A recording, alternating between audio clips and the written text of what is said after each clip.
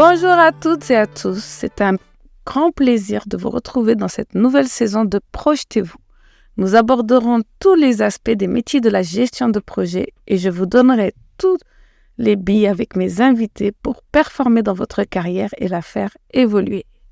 Petite nouveauté cette saison, tous les épisodes seront filmés et certains même en studio. J'ai prévu pour vous des invités exceptionnels qui partageront leurs expériences et leurs insights. Si vous êtes certifié du Project Management Institute, vous pouvez cumuler des points, des PDU pour votre certification. Je vous souhaite une bonne écoute.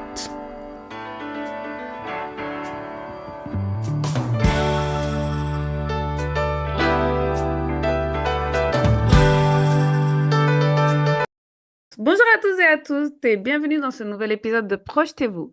Aujourd'hui, nous avons la chance de recevoir Vanessa Delcourt, experte en transformation et coach professionnel. Elle est spécialisée dans la remise en mouvement des équipes en perte de vitesse. Avant de se reconvertir, Vanessa a travaillé pendant plus de 20 ans chez Capgemini puis Sanofi. Elle a occupé des postes stratégiques en gestion de projet et direction de programme. Nous allons explorer son parcours, mais surtout comment ces expériences passées enrichissent son approche actuelle du coaching. Vanessa, merci beaucoup d'être avec nous. Bonjour. Bonjour, et le plaisir est pour moi. Eh bien, Vanessa, on s'est rencontrés, on discutait, on échangeait via divers moyens. Et puis pour moi, Mm. ça a été une évidence de t'inviter pour faire part de ton expérience et aussi de comment tu remets ces équipes sur pied qui sont en perte de vitesse. Alors, peux-tu me présenter ton parcours, à moi et à tous les auditeurs, bien sûr, et ce qui t'a amené vers le coaching professionnel? Ouais. Donc, moi, j'ai passé 25 ans en fait dans l'industrie. D'abord 10 ans dans le conseil en tant que chef de projet SAP, où là, j'ai pu intervenir dans différents types d'entreprises.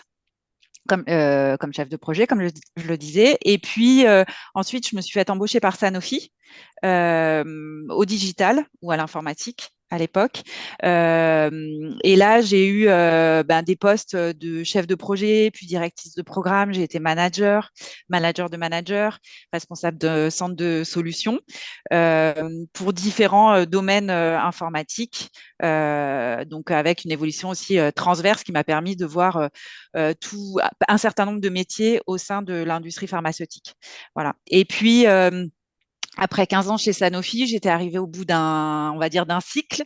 Mhm. Euh, et j'ai pris conscience que les dernières années chez Sanofi, on m'avait beaucoup, plusieurs fois de suite, confié des équipes que moi j'appelle en panne, donc des équipes qui étaient à l'arrêt, qui avaient perdu complètement leur motivation. Et j'avais travaillé avec ces équipes en tant que manager. À recréer une vision, recréer une dynamique, leur redonner envie de venir au travail, à retrouver du sens, à réapprendre à travailler de manière collaborative. Et ensuite, j'avais transmis ces équipes reboostées, on va dire, à d'autres managers.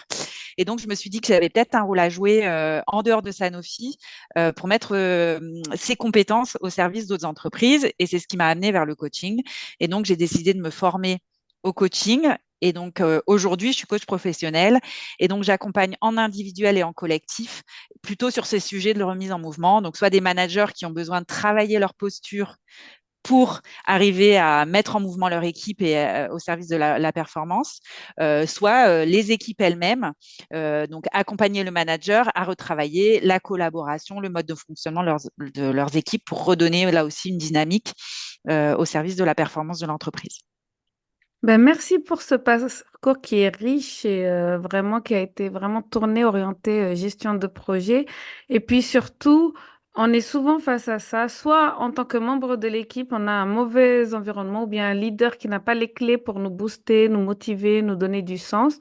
Ou soit on est nous-mêmes managers et puis on n'a pas les clés justement pour embarquer cette équipe et l'emmener pour déployer des projets, être optimale, performante et tout ça. Donc je trouve ça très intéressant et je pense que c'est une qualité qui manque, une compétence qui manque à beaucoup d'équipes. On va en parler un peu plus tard. Mais pour Merci l'instant, Marlène. si on pouvait un petit peu regarder dans ton expérience de chef de projet, directrice de programme, quelle a été pour toi, par exemple, chez Sanofi, l'expérience la plus marquante et qui t'a permis d'apprendre pas mal de choses en termes de leadership? Moi, je dirais, en fait, ce qui m'a appris le plus, c'est d'être au contact d'un leader que moi, je trouvais inspirant. Donc, en fait, j'ai développé mes compétences de leadership sur on va dire, sur le tas, c'est-à-dire en mettant en pratique, mais en m'inspirant d'une personne qui était mon manager à l'époque et qui, pour moi, avait toutes les compétences du leader inspirant. Et ce que j'ai vraiment euh, appris de lui, c'est comment il est possible, avec une posture adéquate, de donner envie de déplacer des montagnes pour son manager si le manager nous donne envie, nous donne du sens, fait preuve de transparence, donne confiance. Donc moi, je le suivais de manière un peu euh, irréfléchie, entre guillemets, parce que j'avais confiance dans ce qu'il me demandait. Je sentais qu'il avait confiance en moi, qui me permettait de développer mon autonomie.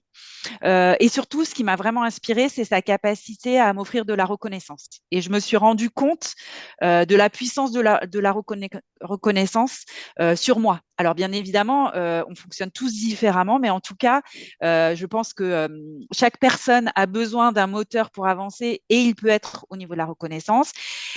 Et cette reconnaissance peut être différente. En tout cas, pour moi, ce qui marchait, c'était la reconnaissance publique. Et une fois, j'étais intervenue sur l'organisation d'un séminaire. Voilà, j'avais mis pas mal d'énergie pour organiser un séminaire. Euh, et chose bête à la fin, hein, et il m'a fait monter sur scène pour me remercier devant l'ensemble des personnes qui avaient participé au séminaire.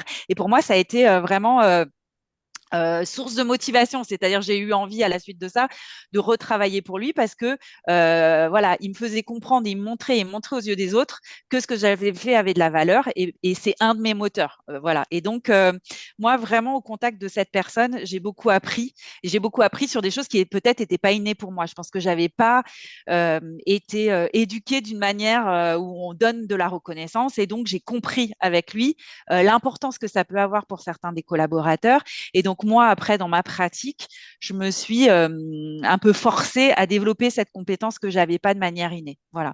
Et donc, moi, ce que je recommande, c'est vraiment de s'entourer ou d'aller au contact de managers qui sont, qu'on trouve inspirants et d'essayer voilà, de s'en inspirer, de reprendre ce qui marche pour nous ou ce qui marche pas, mais regarder ce qu'il fait pour voir qu'est-ce qui peut marcher pour d'autres collaborateurs. Voilà. Et ça a été pour moi un moment très inspirant pour développer mon leadership.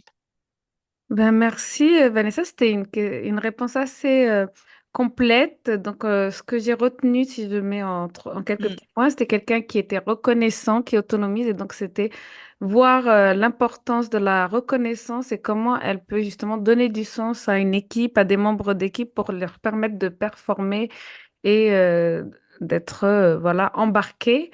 Et puis Et Mirvette, ce sur quoi aussi, tu peux peut-être aller vite, c'est aussi sa capacité à donner du sens. Tu vois, moi, ce qui m'a, si je puis me permettre, ce qui m'a vraiment aussi bluffé, c'est sa capacité à toujours essayer de traduire la stratégie d'entreprise en quelque chose qui faisait du sens pour nous. Tu vois? Et ça, je pense que c'est vrai en tant que manager, en tant que chef de projet, c'est arriver à remettre le travail que les gens font dans un contexte plus global et en quoi ça contribue, en quoi c'est important. Tu vois, parce que c'est vrai que quand tu bosses à l'informatique, des fois, enfin, moi là, je bossais à l'informatique dans la pharma, tu es très très loin du client final que tu vas guérir avec les médicaments. Et cette capacité à nous réexpliquer pourquoi on était là, en quoi ça contribue à la stratégie globale, en quoi ce qu'on faisait était important parce que, donc moi je bossais sur la clinical supply chain, le fait que les médicaments qui allaient être utilisés sur des essais cliniques soient correctement suivis, ça a impacté ce qu'on allait donner au client final, donc au patient. J'ai trouvé ça aussi une de ses vraies forces. Voilà. ah oui. Et j'étais peut-être passée un peu vite. Voilà.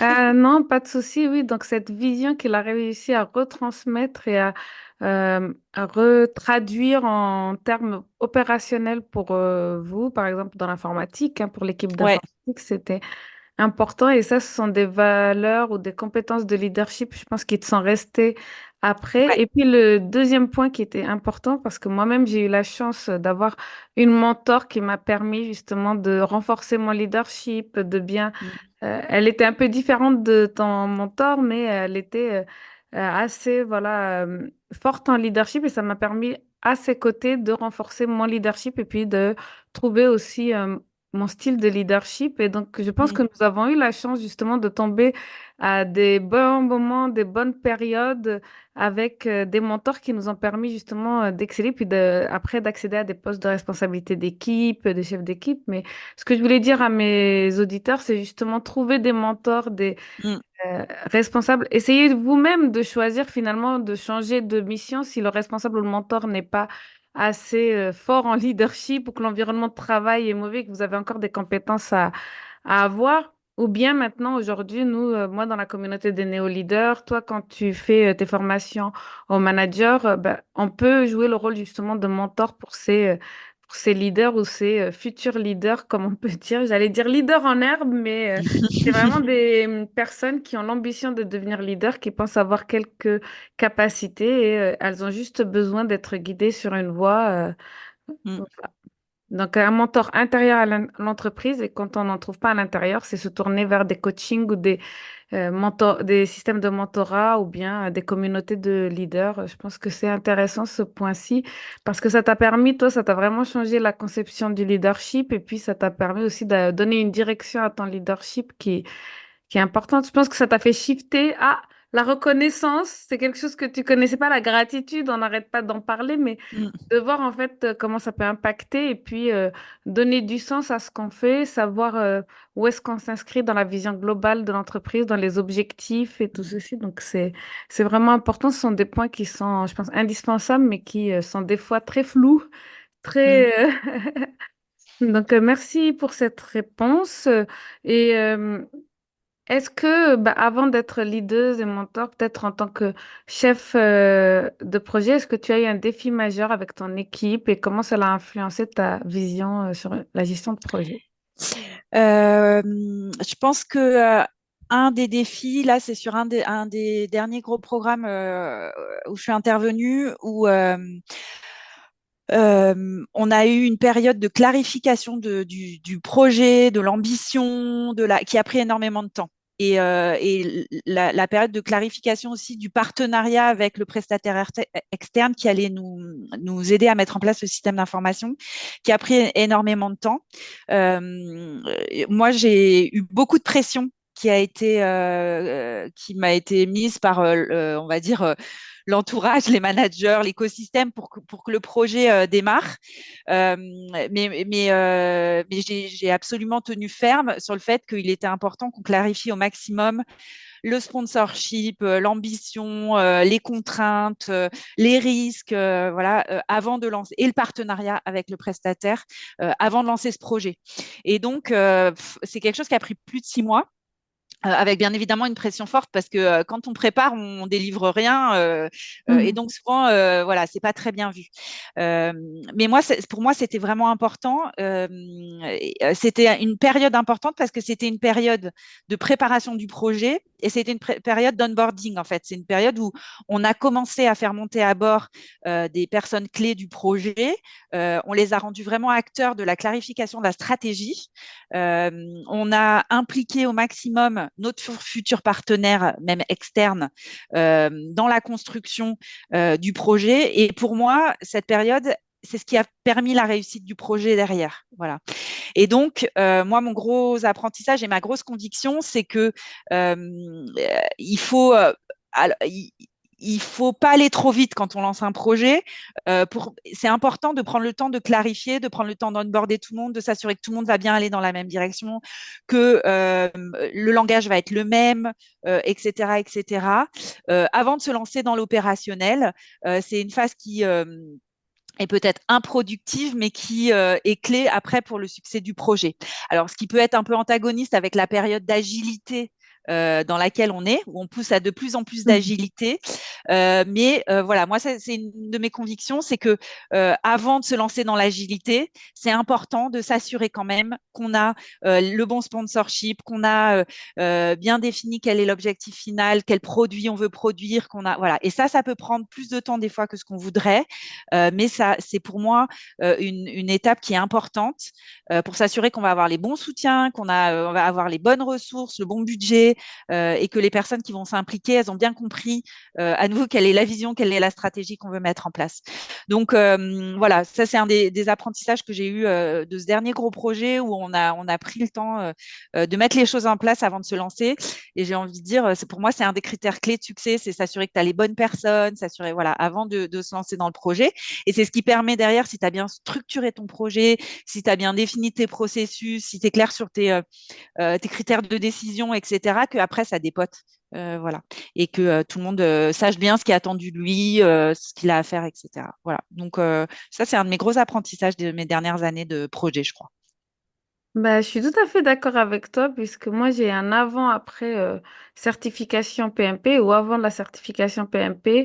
Pour moi, bon, bah, il fallait y aller, ça fonctionnerait. Puis les aléas, ça arrive parce que c'est pas de ma faute, c'est de la faute à. Et en fait, après, bah, c'est ça, c'est la phase d'initialisation, de planification, mais même pour pousser la phase de clôture d'un projet, ce Mm, sont des facteurs de succès du projet et ça nous permet justement de bien mettre tout le monde au diapason, de bien les mettre tous à jour, d'avoir la même direction, comme tu disais, la même mm, vision.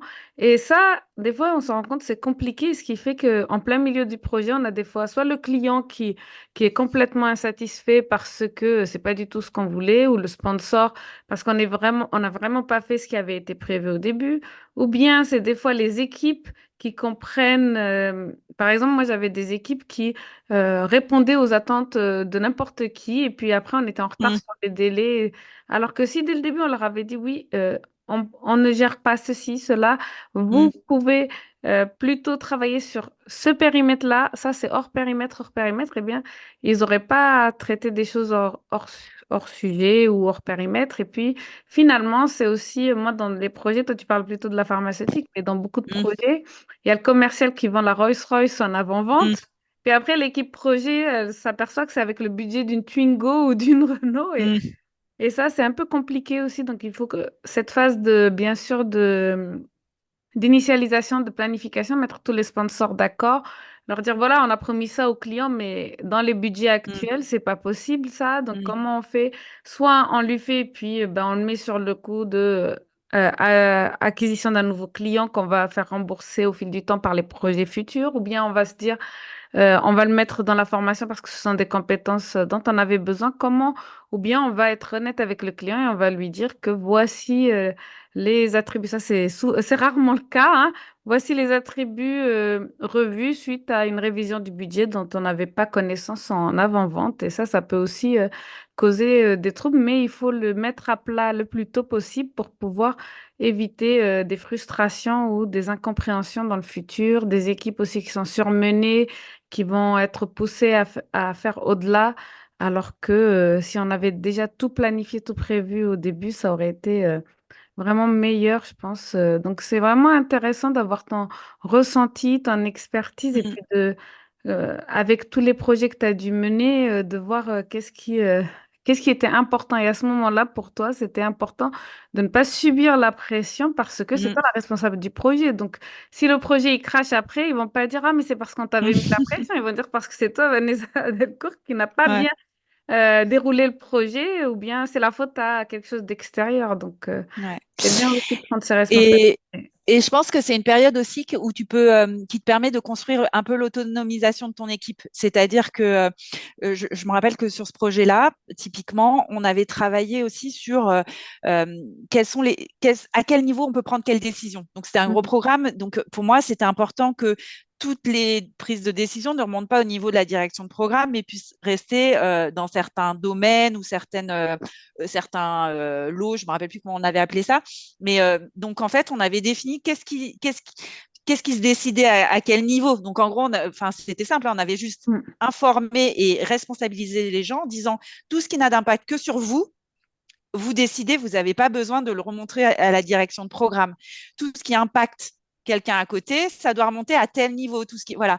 Et on avait même mis en place un petit guide sur comment est-ce que si on a besoin d'escalader une décision, sous quelle forme elle doit aller. Et en fait, l'idée c'était qu'ils viennent plutôt avec des recommandations, tu vois, où on leur disait bah voilà, Mhm. s'il y a une décision à prendre, euh, vous devez définir quelles sont les différentes options, celles que vous recommandez, et la décision, elle se fera sur cette base-là. Voilà, tu vois, et donc mettre en place cette capacité à rendre les membres du projet autonomes et aussi à améliorer l'efficacité de certains processus comme la prise de décision en disant, OK, bah, si vous avez besoin de nous, management de projet, pour une décision, voilà de quoi on a besoin Mm, pour pouvoir être capable de prendre la décision. Il faut que vous veniez avec telles informations, idéalement une recommandation pour que nous, on puisse vous dire oui, bah, la recommandation, elle va bien ou non, elle ne nous paraît pas.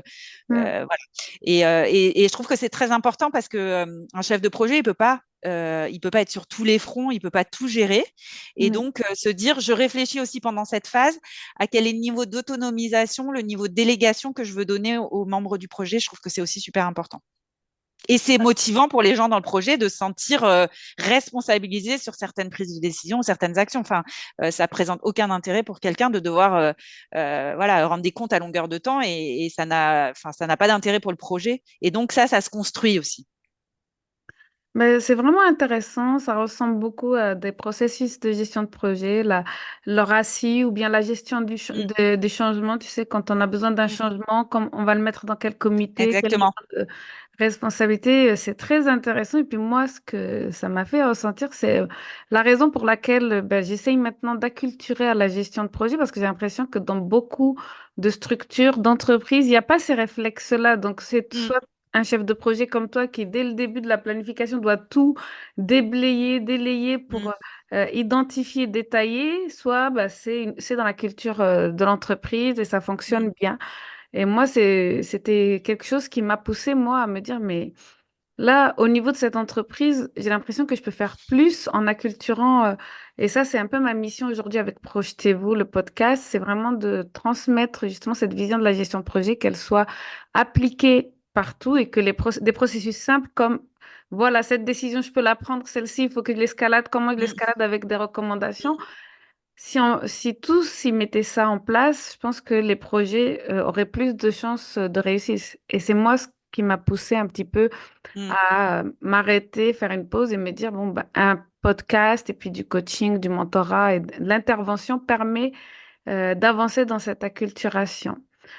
Euh, donc, merci pour cette expérience. Ben, il y a des chefs de projet qui font le truc tout seuls sans avoir de cadre d'entreprise ou bien et tout ceci. Mais bon, je pense qu'à un moment, toi-même, tu as pris la décision justement bah, d'arrêter ton parcours de gestion de projet et puis de faire une pause professionnelle et de te reconvertir en coaching et formation PNL. Donc, qu'est-ce qui t'a poussé? Tu l'as un peu dit tout à l'heure et puis où en es-tu de ce parcours?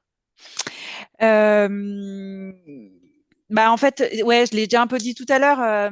Je pense déjà qu'il y a quelque chose, il y avait une appétence depuis quelques années pour tout ce qui était développement personnel. En fait, en 2014, j'avais fait une formation qui s'appelait l'élément humain et qui m'avait déjà fait prendre conscience de à quel point chaque individu peut faire des choix et a le pouvoir de prendre des décisions et de prendre en main sa vie, qu'elle soit personnelle ou professionnelle. Donc, il y avait déjà quelque chose autour de ça qui était très présent chez moi. Voilà, j'ai travaillé pendant 25 ans comme salarié et je ressentais le besoin. Je pense que j'étais arrivée au bout d'un cycle, peut-être de me mettre un peu à risque Oui. et de sortir de ma zone de confort. Alors, je l'avais fait en évoluant professionnellement, en prenant du management, voilà, en allant dans différents secteurs d'activité au sein de l'informatique, mais j'avais envie de prendre un risque peut-être un peu différent et donc me lancer dans l'entrepreneuriat, c'était pour moi vraiment sortir de ma zone de confort et prendre un risque et peut-être me prouver que j'étais capable de faire autre chose et de pas être salarié, mais de construire la suite de ma carrière professionnelle pour les années qui me restent. Euh, voilà, donc il y avait ces deux aspects-là qui déjà voilà, faisait que le coaching devait être un petit peu présent. Et puis, comme je le disais, ce constat que j'ai développé pendant ma carrière une vraie capacité à remettre en mouvement les gens, à motiver, j'ai développé une écoute, qui me permet vraiment qui m'a permis d'avoir cette compréhension que le management, en fait, il y a plein de types de management et que ça soit hiérarchique ou fonctionnel hein, dans un projet et qu'en fait, pour que l'équipe nous suive, il va pas s'agir d'avoir un management d'un seul format, mais il va falloir Mm. s'adapter aux collaborateurs. Voilà, donc j'ai développé toute cet intérêt pour ces sujets. Et donc, c'est ça qui m'a amené à me dire, ben, allez, tentons de mettre au service des entreprises ces compétences que j'ai développées, cette compréhension de à quel point est-ce que un manager peut changer la vie Mm. professionnelle de ses collaborateurs en changeant sa façon d'être, sa posture, en étant plus à l'écoute, en répondant mieux aux besoins, en donnant plus de sens, etc. Et j'ai eu envie de mettre ça voilà, à disposition des entreprises. Et c'est ce qui m'a amené à me lancer dans une formation de coach qui m'a passionnée. J'ai trouvé ça passionnant de mieux comprendre comment on peut accompagner les gens à changer leur posture, à changer leur comportement, à mieux prendre en compte les besoins autour d'eux pour s'adapter. Et donc à me lancer dans cette carrière de coaching qui est débutante, mais qui pour moi est pleine de promesses, voilà, et dans laquelle je mets beaucoup d'énergie en ce moment, euh, tant dans du coaching individuel que du coaching collectif. Ben, bravo, merci pour pour ce changement de carrière. Je pense que il est profitable. Et puis, tu as parlé aussi de notions de leadership qui étaient très intéressantes, comme adapter son style de leadership à la situation, au contexte, aux équipes, hein. Exactement. C'est vraiment important, un leadership. Peut-être il y en a qui doivent être plus autoritaires, même si c'est pas ce qui est préconisé, si ce sont des jeunes inexpérimentés pour les accompagner, ou bien d'autres qui sont beaucoup plus démocratiques, ou bien transformationnels, ou bien Mm. d'autres types. Ben, je te remercie pour cette réponse. Donc, pour moi, qui suis dans la qui ai fondé la communauté des néo-leaders avec Fawzi Malak, je vous mettrai le lien dans la description de l'épisode. C'est très important, cette notion de leadership qui stimule, qui donne du sens, mais aussi s'adapte à la situation de Mm. crise.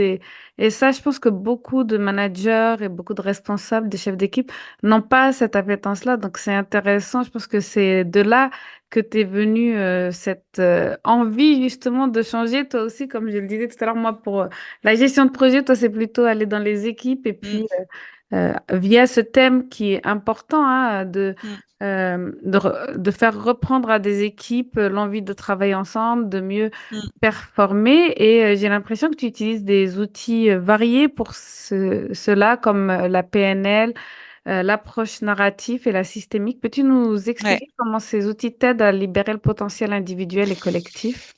Ouais, donc en fait, on va dire ma force, c'est que moi je comprends bien l'entreprise, puisque j'y ai travaillé pendant longtemps, je comprends bien le management parce que j'ai été manager, euh, mais c'est pas suffisant. Et un coach, il doit avoir un certain nombre d'outils. En fait, un coach, il doit être expert en processus de changement, en comment travailler sur les facteurs humains, etc. Donc, il y a énormément d'outils. Moi, ce qui était important pour moi, déjà, c'était de me former dans une école sérieuse parce que l'accompagnement, en fait, c'est quelque chose qui s'apprend et je ne savais pas faire d'accompagnement ou de coaching. Donc, je me suis formée, je suis certifiée, mais surtout, j'ai un certain nombre d'outils. Et autant de coachs que vous rencontrerez ou que tu rencontreras, mais en fait, autant de coachs, autant d'outils différents. Chacun a ce que nous, on appelle le cadre de référence. Donc, ce qui est important pour moi aussi, c'est de continuer à me former continuellement à des nouveaux outils. Mais mon cadre de référence, en effet, celui qui m'a vraiment attiré au début, c'est la PNL. La PNL, donc programmation neurolinguistique, on va dire, c'est une méthode qui utilise le fait que le cerveau ne fait pas la différence entre le réel et l'imaginaire. Donc, en fait, pour créer de la motivation pour un changement, par exemple, parce que quand on va accompagner quelqu'un, on va l'accompagner vers un objectif de comportement, qui en général est un objectif de comportement qui lui fait envie. Mais pour qu'il lui fasse vraiment envie, on peut utiliser la PNL, par exemple, pour se pour qu'il se projette. Oui, Donc, toi, quelqu'un qui a une faible estime de lui, par exemple, si on le fait se visualiser lui-même avec une estime de lui plus forte, tu vois, quelqu'un qui est par exemple un indépendant ou un chef de projet qui a toujours peur quand il arrive dans des réunions avec des chefs et il arrive à se visualiser en étant en pleine confiance en lui oui. quand il va dans ces réunions, et ben on arrive à créer de la motivation. On arrive à lui faire prendre conscience et à en créer le fait que c'est possible. Voilà. Donc la PNL, c'est tout un tas d'outils, de protocoles qui vont utiliser, entre autres, parce qu'il y a d'autres modèles d'application, mais qui vont utiliser, par exemple, la visualisation pour créer de la motivation, qui peuvent utiliser aussi le fait de se mettre à la place de quelqu'un d'autre quand on est dans une situation de conflit, pour aller comprendre qu'est-ce que l'autre pense, se mettre in the shoes of the other. Tu vois, on dit en anglais, c'est te mettre à la place de l'autre pour comprendre ce que lui ressent et comprendre mieux pourquoi il y a conflit. Enfin, voilà. Donc, en fait, la PNL, pour moi, je l'utilise plutôt en individuel, mais c'est quelque chose qui peut s'utiliser aussi en collectif pour créer de la motivation ou se mettre à la place des autres, mieux comprendre une situation, etc., etc. Après, j'utilise aussi un peu d'approche narrative qui est autour de quels sont les discours que je me raconte. Et tu vois, en collectif, on peut aller retravailler sur l'histoire de l'entreprise. Quand il y a une histoire d'entreprise qui est lourde, aller la remettre dans un autre contexte, l'alléger, etc., pour que les gens ne portent pas le poids de toute l'histoire de l'entreprise. Enfin voilà, la systémie, ça va aider à mettre dans un contexte plus global. Voilà, et donc tout ça, ça s'accompagne d'un certain nombre d'exercices, de protocoles qui nous permettent de faire des prises de conscience, d'aller travailler sur les croyances limitantes, etc., etc. Voilà. Et donc, j'ai un plan de formation, tu vois, encore à venir. J'ai très envie de me former, par exemple, à un outil qui s'appelle ProcessCom, qui vise à travailler plutôt sur le mode de fonctionnement des gens et leurs relations. Voilà. Et donc, pour un coach, c'est important d'avoir un panel d'outils qu'on va pouvoir utiliser en individuel et en collectif. Ce qui est génial, c'est qu'il y a des outils qui sont hyper, hyper puissants. Je n'en doute pas. Et puis, moi, comme les phrases que tu m'as dites là, il y a 2 ou 3 ans, je n'aurais pas compris ce qu'elles auraient signifié, la Ah ouais, visualisation. ouais, ouais. Je pense que beaucoup de nos auditeurs n'arrivent pas à comprendre comment c'est puissant comme outil et ça permet justement de faire avancer positivement et de performer et de surtout, je pense, comme tu disais, les croyances limitantes, ou de pulvériser les différents blocages qui existent, voilà, d'avoir aussi pour les managers et les leaders une meilleure posture, je pense. Mm. Et merci un peu de nous faire entrevoir ton travail.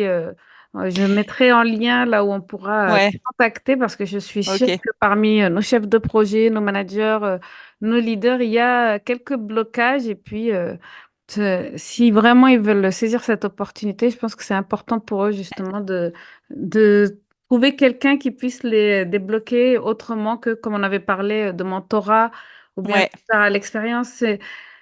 C'est vraiment, vraiment des choses, je pense, qui sont internes et un coach peut aider justement à trouver la solution en vous, je pense, hein. Mm. Ouais, et en fait, le vrai, on va dire, là, ça, c'est plein d'outils. Et le vrai outil que j'utilise, en fait, il y a deux outils que j'utilise le plus et qui sont finalement les plus puissants. C'est la reformulation. C'est-à-dire que quand une personne dit quelque chose, des fois de l'entendre la même phrase dite par quelqu'un d'autre, ça fait prendre conscience j'ai envie de dire, l'aberration des fois de certaines phrases qu'on dit sur soi. Et ça, Mhm. c'est hyper puissant, tu vois. Des généralisations, tous les ou tous les managers sont toxiques, des fois, des gens disent des choses comme ça. Et quand on le redit, ils se disent, mais non, en fait, pourquoi je dis ça? Voilà, Mm. donc c'est la puissance de la reformulation. Et puis la puissance du silence. Des fois, les gens disent quelque chose et juste laisser un silence et on voit qu'il se passe des choses dans la tête. Et ça, je trouve ça hyper puissant et moi, ça me porte vraiment. C'est très, très beau de voir comment les gens, des fois, rien que seuls, arrivent à prendre conscience déjà de. Et nous, on est juste là pour les aider à faire la prise de conscience. Oui, ben, je pense que c'est important et c'est quelque chose que ce sont des outils qui ne sont pas connus et souvent quand on fait appel à un coach, on ne pense pas que ce sont les outils dont on a besoin et puis finalement quand on le fait, on se dit ah oui, ben, c'est un outil assez puissant et je voulais vraiment le mettre en Ouais, bah avant. merci, Mathilde. Ensuite, tu parlais aussi de se mettre à la place d'une autre personne quand on est. Mm. Moi, je l'enseigne beaucoup en gestion interculturelle, c'est-à-dire les conflits, ils Ouais, arrivent soit bah, d'une problématique de personnalité, soit d'âge, soit de culture, soit de mm. genre, soit. Il y a tellement de facteurs culturels qui peuvent faire que deux personnes vont rentrer en conflit parce qu'elles ont des points de vue presque opposés, on va dire, même si c'est pas le cas. Et cette histoire de se mettre à la place de l'autre, de s'imaginer le contexte de l'autre, ou bien son vécu, et puis de se mettre à la place, je pense aussi, c'est important et c'est vraiment une des bases justement de la gestion de conflits, Ouais. de, du management interculturel que j'enseigne aussi. Et ça, je voulais aussi le mettre en avant. En tout cas, c'était intéressant et c'est vraiment des techniques de leadership, de gestion de projet, de responsabilité d'équipe qui sont importantes et qui sont méconnues, où c'est du bon sens et on les On n'a pas conscience. néglige, on les Mm. fait pas. Et puis après, quand Ouais. on... Ah oui, mais si je me mettais à sa place, ça change vraiment la perspective et ça peut apporter des solutions. Donc, merci aussi de l'avoir.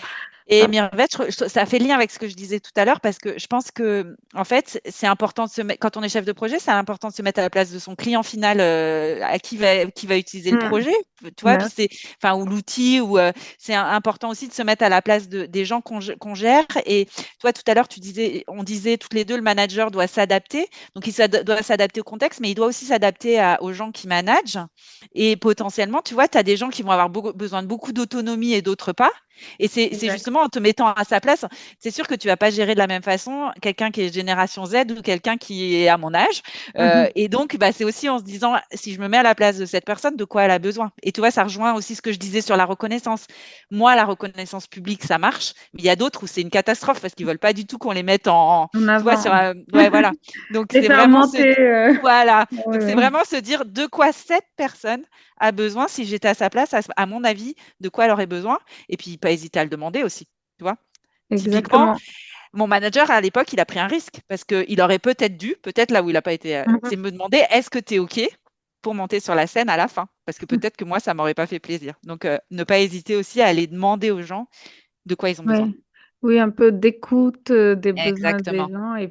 puis surtout, moi je trouve l'intelligence émotionnelle qui se cache derrière tout ça est très forte, hein. Et puis toujours pareil, hein, s'adapter, Mm. écouter, c'est vraiment important. Et moi je pense que ça se lit en tout cas et puis ça se voit que tout est aligné dans ton parcours et dans ce que tu veux amener, là où tu veux amener les équipes et le sujet de notre émission d'aujourd'hui. Merci. Une des manières un peu plus terre à terre que la PNL ou bien un peu moins difficile à appréhender pour des gens qui n'ont pas connaissance de tous ces leviers psychologiques qui peuvent Mhm. exister, c'est la résilience. Je pense qu'elle est au cœur de tes interventions.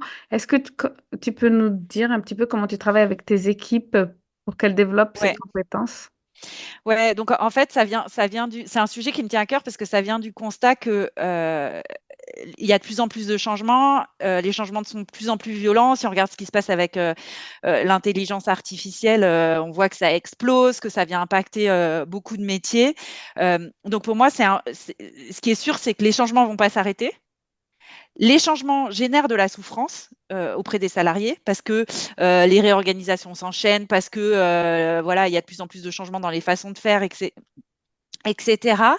Donc finalement, le seul moyen de s'assurer du bien-être et d'éviter les risques psychosociaux, c'est de travailler avec les salariés ou les collaborateurs pour qu'ils soient à même de mieux vivre le changement. Voilà, parce Oui, que le changement ne va pas s'arrêter. Donc, et c'est là que entre en jeu la résilience, parce que c'est ça, avoir la résilience. La résilience, c'est être capable de mieux supporter les changements, de mieux supporter les obstacles, de mieux supporter les échecs, de se relever et derrière de garder sa motivation. Et donc, pour moi, c'est un sujet que les entreprises doivent prendre enfin, à bras le vraiment en main. corps. Ouais, voilà, je trouvais plus l'expression. Merci, Marlène. En main, qui est d'aider leurs collaborateurs à développer leur résilience. Développer sa résilience, ça veut dire quoi? Ça veut dire changer sa relation à l'échec, ça veut dire savoir demander de l'aide, ça veut dire être capable d'exprimer ses difficultés, ça veut dire mieux collaborer pour pouvoir plus facilement se faire aider. Voilà, donc c'est un certain nombre de compétences qui pour moi relèvent plutôt des soft skills, des compétences personnelles. Pendant très longtemps, on a considéré que les compétences personnelles, c'était un peu l'affaire de chacun de les développer. Moi, aujourd'hui, je dis non. L'entreprise doit jouer un jeu là-dedans, doit aider les collaborateurs à développer leurs compétences euh, personnelles, soit par de la formation, soit par du coaching, etc. Et dans ce contexte, bien évidemment, le rôle du chef de projet ou du manager, il devient encore plus important qu'avant parce que lui, il doit, développer sa propre résilience, donc être un rôle modèle et montrer aux autres en quoi l'authenticité c'est important parce que s'il partage ses difficultés, il incite ses collaborateurs à partager ses difficultés, donc il doit développer sa résilience, être rôle modèle pour ses collaborateurs, mais aussi développer la résilience de son équipe. Et pour que son équipe dans son entité équipe soit résiliente, il doit lui donner une direction claire, il doit l'aider à accepter qu'il y ait des changements, il doit l'aider à ce que les gens collaborent, s'entraident. Voilà. Et donc, le rôle du manager, ou du chef de projet, il était très important, mais il devient encore plus important parce que maintenant, on lui demande d'être un leader adaptatif, un leader authentique, un Mm. leader inspirant et un leader résilient. Voilà. Et donc, pour moi, il est vraiment primordial que les entreprises, elles comprennent ça et qu'elles ne laissent pas les managers seuls. C'est-à-dire que pendant très longtemps, on a mis des experts, on les a fait devenir managers. C'était peut-être possible à une époque parce qu'avec quelques formations de management, on arrivait à s'en sortir ou quelques formations de gestion de projet, on arrivait à s'en sortir. Mais aujourd'hui, on leur demande tant que c'est plus possible. Et c'est là que moi, je pense et que je suis très motivée pour venir aider les entreprises à s'assurer que leurs managers développent bien ces compétences pour pouvoir développer la résilience de l'entreprise, donc de ses collaborateurs et de ses équipes. Merci, je pense que c'est important exactement. Moi, c'est ce que je dis. Déjà, on est dans un monde qui est en plein changement, donc les projets, Ouais. c'est sans arrêt.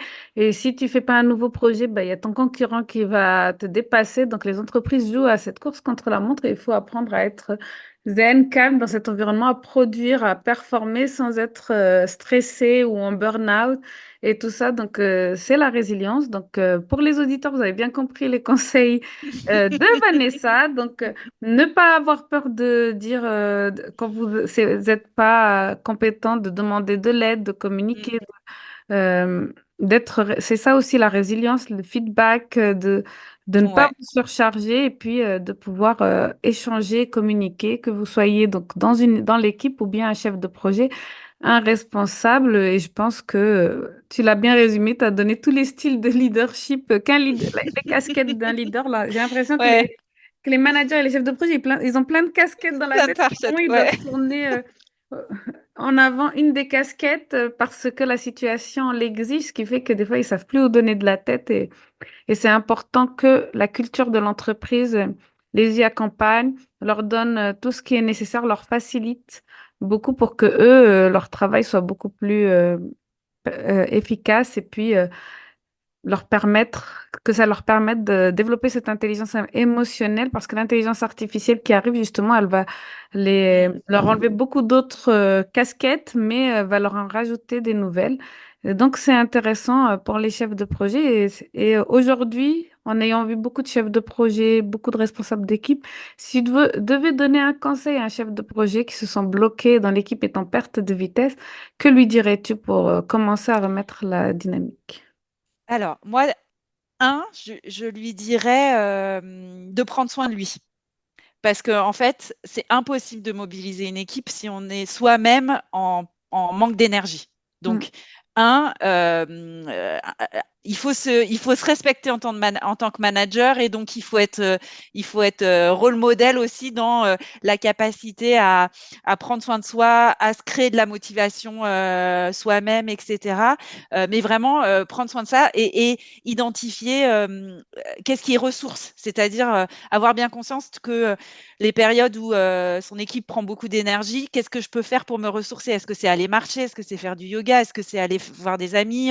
Voilà. Et des fois, on fait des activités en pensant qu'elles sont ressources, elles ne sont pas obligatoirement ressources. Donc, prendre soin de soi, pour moi, c'est important. Dans un contexte où on sait que les risques psychosociaux explosent, le chef de projet ou le manager, il doit d'abord s'occuper, un peu comme le fameux masque qu'on met à soi avant de mettre à l'autre dans L'enfant, l'avion, à l'avion. ses enfants dans l'avion. On prend soin de soi. La deuxième chose, en fait, pour moi, c'est l'écoute. C'est-à-dire, on l'a dit, un manager, il doit s'adapter au contexte, mais il doit s'adapter aussi à chacun de ses collaborateurs. Et finalement, c'est comprendre les besoins de chacun, comprendre les difficultés, etc. Ça va passer par l'écoute. L'écoute et l'écoute. Voilà. Donc,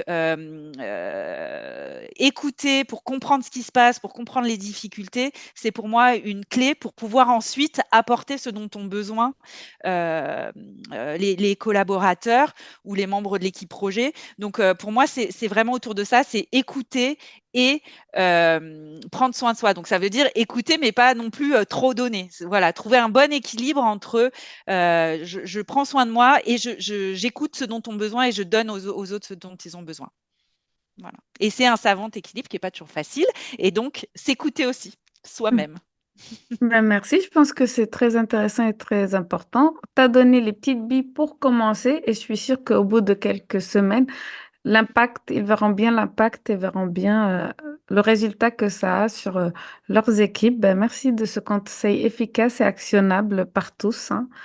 Nous avons beaucoup partagé pendant presque 7 heures. Si tu devais retenir qu'une chose à transmettre, qu'est-ce que tu retiendrais? Moi, ce que je retiendrai de ce que j'ai vécu, c'est si c'était à refaire, je pense que je m'appuierais plus sur les autres. C'est-à-dire que pendant très longtemps, j'ai cru que être leader ou être manager ou être chef de projet, c'était être celui dont tout dépendait en fait, être un peu Ouais. le centre. Et en fait, il y a eu des périodes où je me suis épuisée. Donc moi, je pense qu'il faut voilà vraiment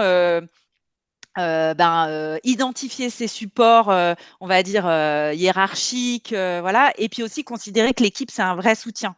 Et la délégation, c'est important, et l'autonomisation, c'est important, et les alertes que peuvent donner l'équipe, elles sont importantes. Et donc, vraiment considérer qu'on est entouré et s'entourer pour pouvoir ne pas s'épuiser. Parce que l'épuisement du manager ou du chef de projet, il est réel, il existe. On sait qu'il y a beaucoup de surmenage dans ces positions-là. Et je pense que le seul moyen de ne pas se retrouver surmené, c'est vraiment de considérer que les ressources, elles sont autour de nous et c'est à nous de les activer en fait.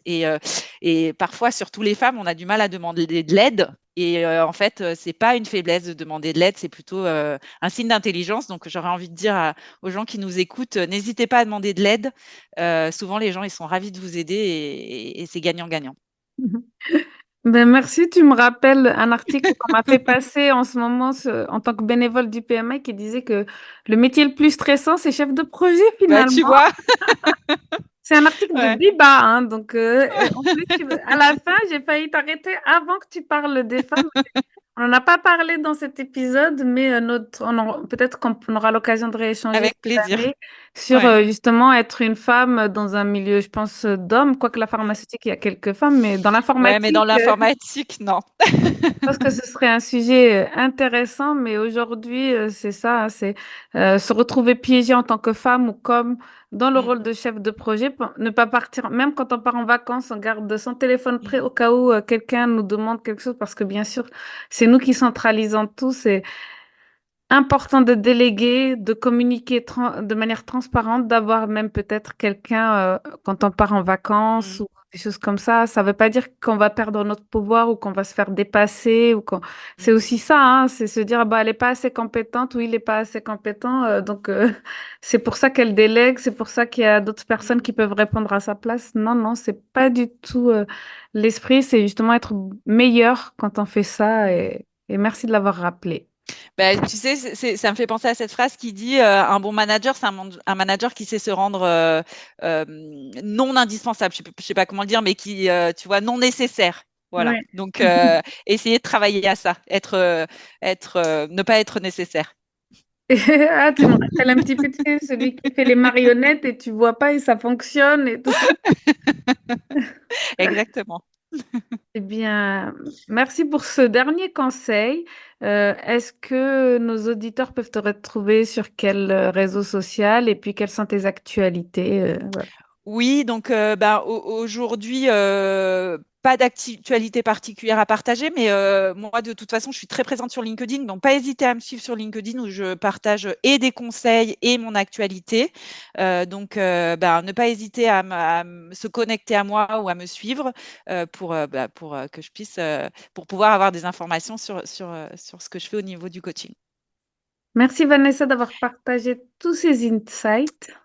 Merci à toi, Myrjette, de m'avoir donné cette opportunité. Je suis très contente et c'est toujours un plaisir de partager des conseils ou l'expérience qu'on a vécue sur la gestion de projet ou le management. Merci à toi. Merci beaucoup. Merci à nos auditeurs d'avoir écouté cet échange. Ton parcours inspirant en gestion de projet et ton expertise actuelle en coaching apportent vraiment une perspective unique à nos auditeurs. Vous trouverez donc toutes les informations en description de l'épisode.